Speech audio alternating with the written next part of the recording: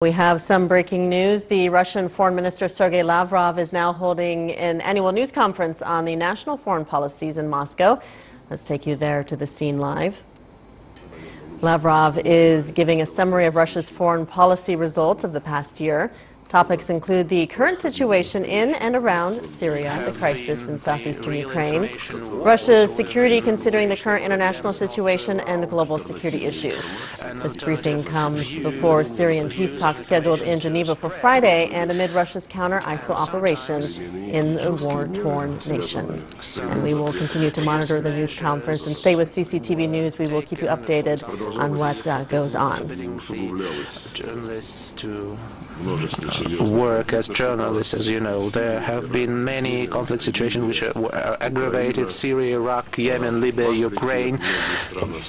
Many countries on the African continent remain destabilized, and all that united in the so-called crisis landscapes, as I would call them, and overlapped with the risks of increasing interconfessional tensions and civilizational breaches, which is very dangerous for our civilization as such.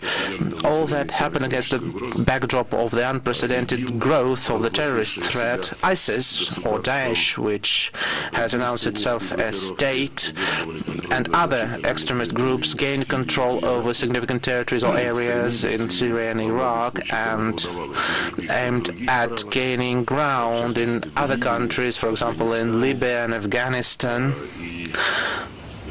and in a number of the countries of the African continent with a black-skinned population. We all witnessed the severe, inhuman terrorist attacks against the citizens of Russia, Europe, Middle East, the citizens of Africa, Asia, etc., the terrorist attacks which provoked the mass exodus of population, including on the territory of the European Union.